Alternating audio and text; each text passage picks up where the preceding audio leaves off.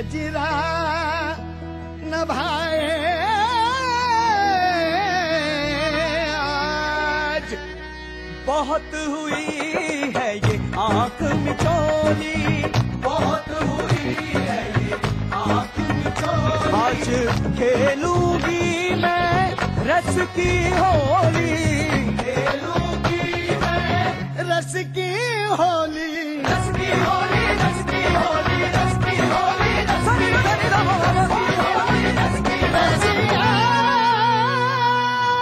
एक perfect engineer बनने से पहले, स्टॉक मार्केट में अपनी जगह बनाने से पहले, सॉफ्टवेयर प्रोफेशनल बनने से पहले, एक मल्टीनेशनल ग्रुप का सीईओ बनने से पहले, मार्केट के उतार चढ़ाव को समझा, मैनेजमेंट के कॉन्सेप्ट्स को समझा, एक परफेक्ट स्टूडेंट बना। मैंने डिग्री हासिल की। I studied at Quantum, at Quantum, at Quantum, at Quantum, Quantum Global Campus. जिंदगी को दे नई दिशा।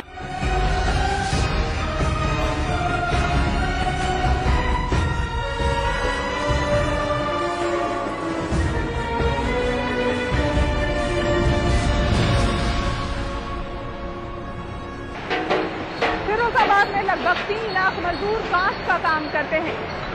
माफ कीजिएगा, वो काम नहीं करते बल्कि अपनी जिंदगी गला रहे हैं। इस वक्त मैं मौजूद हूँ एक फैक्ट्री में जहाँ मेरे लिए खड़े रहना बहुत ही मुश्किल हो रहा है, लेकिन ये मजदूर दिन के 9 घंटे लगभग ऐसे ही गर्मी, ऐसे ही तपिश में गुजारते हैं। कि वो जिसके हाथ में छाले हैं, पैरों में बिवाई है, उसी के दम से रौनक आपके बंगलों में आई है। इधर एक दिन की आमदनी का औसत है 54 का, उधर लाखों में गांधी जी के जेलों की कमाई है। यह गजल कांच की खनखनाती चूड़ियों की नगरी के मेहनत कशों की जिंदगी को बयां करती है। पेट भरना श्रमिक की नियति बन चुकी है।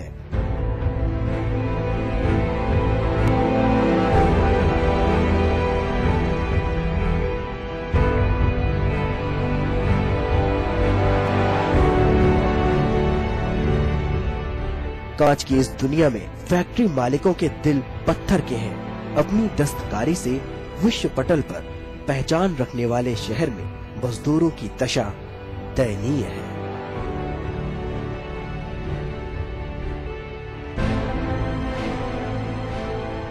आज भी फिरोजाबाद में मजदूरों के स्वास्थ्य, लेबर एक्ट और फैक्ट्री एक्ट के नियमों का पालन नहीं हो रहा। स्थिति ये है कि 40-40 साल तक एक ही संस्थान में कार्य करने वाले मजदूर को दैनिक वेतन भोग दर्शाकर बिना कोई भविष्य निधि की सुविधा दिए कारखानों से बाहर कर दिया जाता है। तो कोई प्रशासन भी इसमें लिप्त है और जो लाला लोग हैं, यहाँ के उद्योगपति हैं, वो भी इसी में लिप्त हैं, क्योंकि वो 8 घंटे काम तो लिखित में 5 घंटे से ज्यादा काम लेते हैं ये लोग, क्योंकि जगैया हैं और जो मैनेजर हैं ये कारखाने के, ये उसकी ठेकेदारी ले लेते हैं कि हम 9 घंटे काम चलवाएंगे तुम्हारा। 9 घंटा काम चलवाते हैं वो। तो आप लोगों को नहीं लगता कि कई बीमारियां आपको घेर सकती हैं? घेर सकती हैं कई बीमारियां, और ना हमारी बीमारियों से हमारी मौत हो जाए। हम 40 साल के 35 साल में मर जाए काम करते करते, हमको कारखाने वाला कोई चार्ज नहीं देगा, ना कोई हमारे बच्चों को ऐसा मिलेगा जैसे कि उनको खर्चा पानी मिलता रहे, उनके बच्चे पल जाएं। जब हमारे बच्चे भी हो जाएंगे 10-12 साल के, वो भी कारखाने में आने लगे। फैक्ट्रियों में गल रही जिंदगियों में महिलाएं भी शामिल है। हमारे साथ इस वक्त है किरण। किरण, ये चेहरे पर क्या हुआ? बल जाते, जल जाते, काम करते करते। तो गर्म कांच का काम जब करती हो तो ये जल जाते हैं। सर अपने हाथ भी दिखाओ, हम चाहेंगे कि कैमरामैन इसके हाथों को देखें। देखो ये हाथ कैसे छलनी हो रहे हैं। पति की मौत जो होगी कैसे मरे थे तुम्हारे? वो तो बीमारी से खत्म हो गई। बीमारी से? कौन सी बीमारी?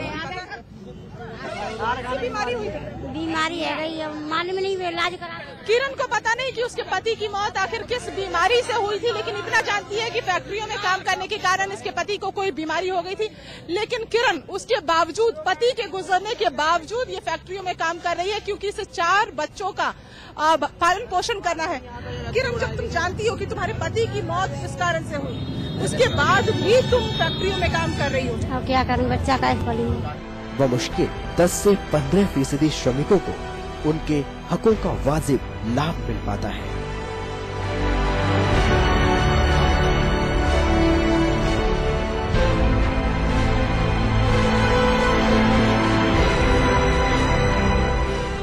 मसलन मस्टर रोल पर नामांकन, पीएफ का लाभ, पेंशन, चिकित्सा अवकाश, दुर्घटना और बीमा।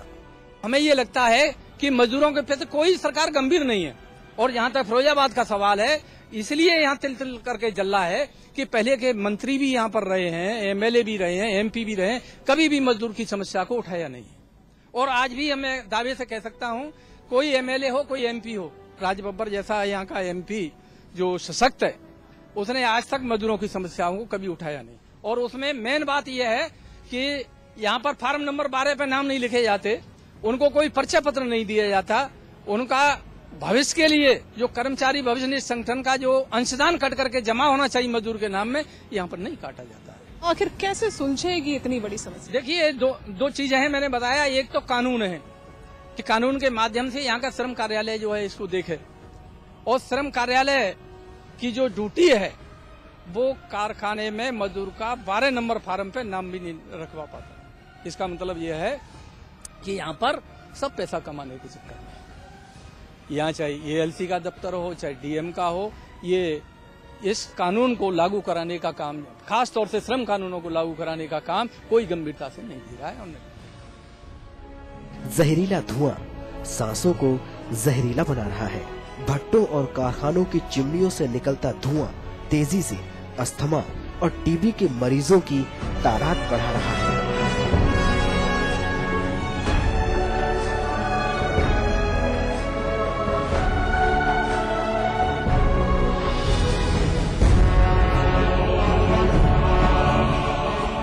फिरोजाबाद के कांच के कारखानों में हजारों मजदूर अपनी जिंदगी का जोखिम मोल लेकर जहरीले धुएं के बीच काम करने को मजबूर हैं।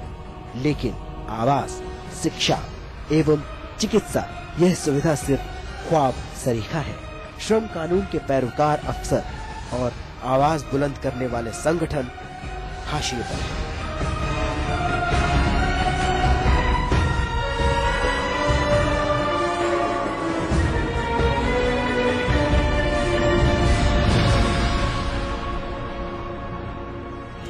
कार्यक्रम जागोरे के जरिए मजदूरों की आवाज बनकर हमने उनकी दुर्दशा, उनके दर्द को बयान करने की कोशिश की है।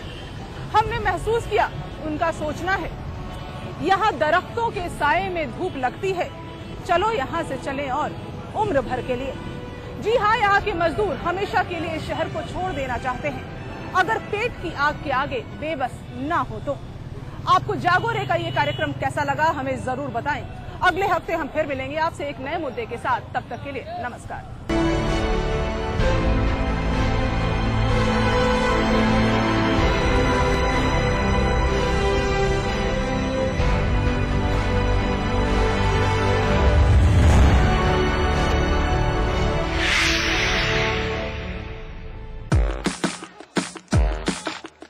Let's get a Pepsi. Hey, do you want Pepsi? Yeah. Then you gotta play our game.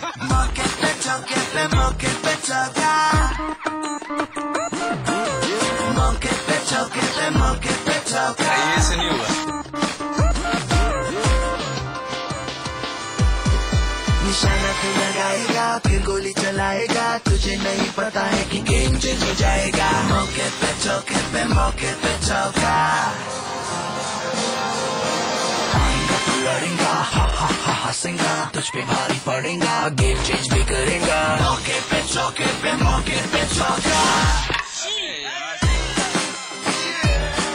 अरे मौके पे No ball. What is a no ball? No ball means no Pepsi. मौके पे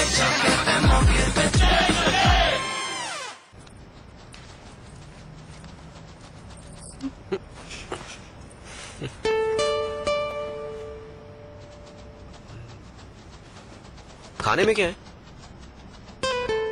करेला।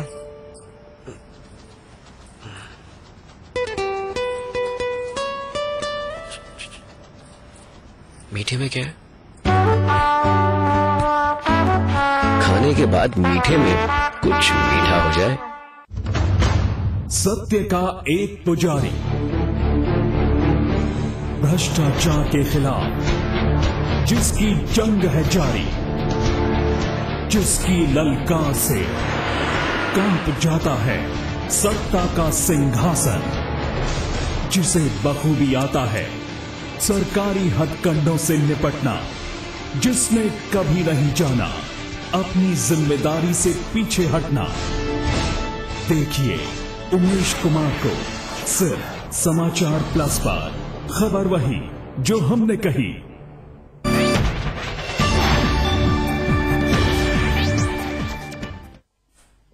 नमस्कार, समाचार प्लस देख रहे हैं आप। मैं हूं रीना खान और मैं हूं अनिल श्रीवास्तव। शुरू करते हैं फटाफट खबरों का सिलसिला। समाजवादी पार्टी के बाद अब भारतीय जनता पार्टी भी मिशन 2014 में जुट गई है। भारतीय जनता पार्टी की कार्य योजना बैठक आज से आगरा में शुरू हो गई। इस बैठक में बीजेपी के करीब 173 पदाधिकारी शामिल हुए। बैठक का उद्घाटन भारतीय जनता पार्टी के वरिष्ठ नेता मुरली मनोहर जोशी ने किया और सोमवार को बीजेपी अध्यक्ष नितिन गडकरी इस बैठक में शिरकत करेंगे। वहीं बीजेपी के दिग्गज नेता और पूर्व राष्ट्रीय अध्यक्ष राजनाथ सिंह को पूरा भरोसा है कि आने वाले लोकसभा चुनाव में उनकी पार्टी को जीत हासिल होगी। उन्होंने कहा कि बीजेपी 2014 में न केवल अच्छी स्थिति में होगी बल्कि अपने दम पर सरकार बनाएगी। उन्होंने ये सारी बातें कही और कहा कि प्रधानमंत्री कौन होगा। जब पत्रकारों ने ये पूछा तो वो मुस्कुराकर इस सवाल को टाल गए।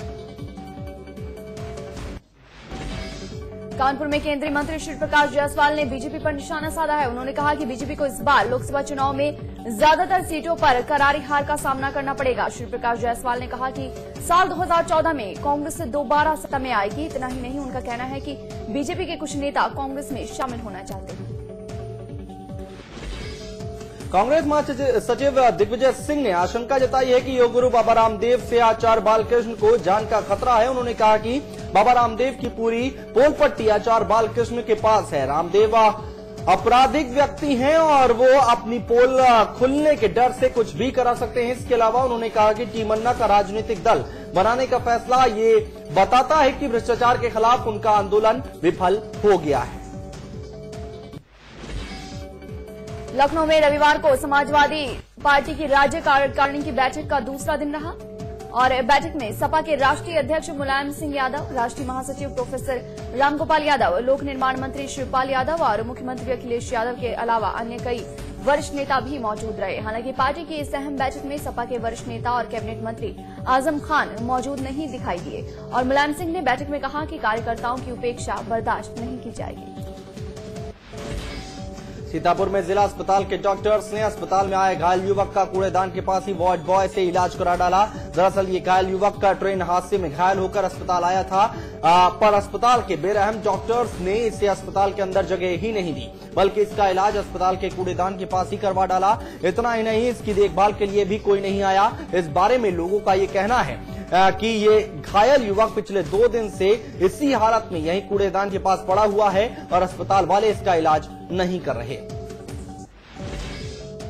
उत्तरकाशी के आपदा प्रभावित इलाकों में आज सूबे के मुख्यमंत्री ने दौरा किया। सड़क मार्गों से बंद होने की वजह से मुख्यमंत्री ने इन इलाकों का हवाई दौरा किया। इस दौरान मुख्यमंत्री के साथ केंद्रीय राज्य मंत्री हरीश रावत भी मौजूद रहे। दोनों ने मिलकर उत्तरकाशी के हालात का जायजा लिया। आपदा के बाद इस इलाके में मुख्यमंत्री और किसी मंत्री का ये पहला दौरा है। हालांकि इससे पहले आपदा मंत्री यशपाल आर्या ने इन इलाकों का दौरा किया था, लेकिन इस रास्ता बंद होने की वजह से ये दौरा उन्हें रद्द करना पड़ा था।